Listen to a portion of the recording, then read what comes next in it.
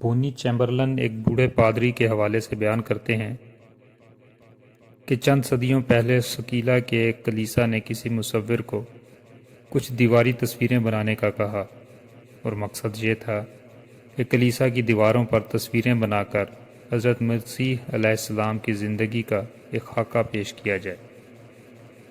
مصور نے ان تصویروں کو بنانے میں نہایت جاں فشانی سے کام لیا، یہاں تک کہ تقریباً تمام تصویریں مکمل ہو گئیں۔ البتہ ابھی دو اہم تصویریں باقی تھیں جن کے بغیر یہ خاکہ نامکمل تھا۔ ان میں سے ایک تو حضرت مسیح علیہ السلام کے بچپن کی تصویر تھی، دوسری یہودا اسکریوتی کی، جو کہ حضرت مسیح علیہ السلام کا وہ حواری ہے جس کے بارے میں انجیل میں لکھا ہے کہ اس نے 30 روپے کے لالچ میں حضرت مسیح علیہ السلام کو گرفتار کرا دیا تھا۔ یہ دو صورتیں ایسی تھیں جن کا کوئی مناسب نمونہ مصور کی سمجھ میں نہیں آ رہا تھا، اس لیے وہ اس تلاش میں تھا کہ کہیں ایسے چہرے نظر پڑیں جن کی تصویریں دو شخصیتوں پر فٹ بیٹھ سکیں۔ ایک دن وہ شہر میں ایک سڑک سے گزر رہا تھا کہ اس کی نگاہ ایک 12 سالہ لڑکے پر پڑی جو اپنے ساتھیوں کے ساتھ گلی میں کھیل رہا تھا۔ مصور کی نگاہ اس لڑکے پر رک کر رہ گئی۔ مصور نے اس معصوم چہرے کو حضرت مسیح علیہ السلام کی تصویر کے لیے نہایت مناسب پا کر اسے اپنے ساتھ چلنے پر آمادہ کیا اور گھر لا کر اس کی تصویر بنانی شروع کر دی۔ چند روز میں یہ تصویر مکمل ہو گئی اور ایک مسئلہ حل ہوا، لیکن ابھی یہودا اسکریوتی کا مسئلہ باقی تھا۔ اس کے لیے اسے عرصہ دراز تک کوئی مناسب چہرہ نہ مل سکا۔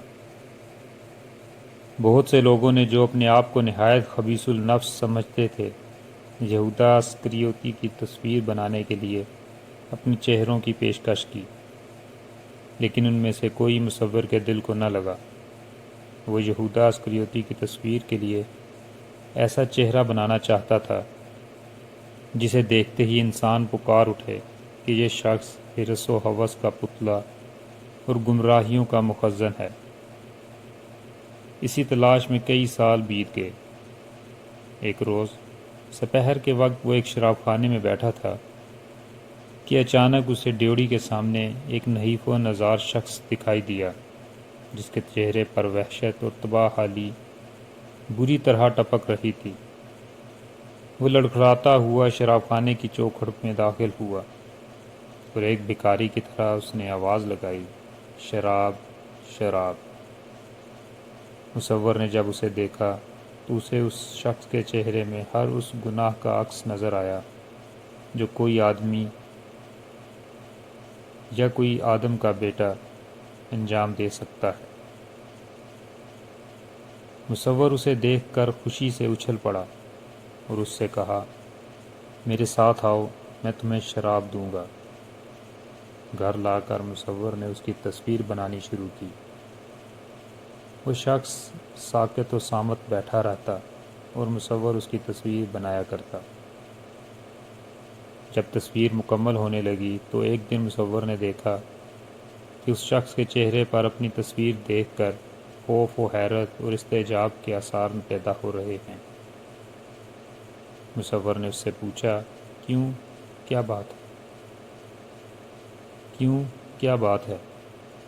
اس شخص نے کچھ دیر کے لیے دونوں ہاتھوں سے اپنا سر پکڑ لیا اور ایک آہ بھر کر بولا، ذرا مجھے غور سے دیکھو، تم مجھے نہیں پہچانتے؟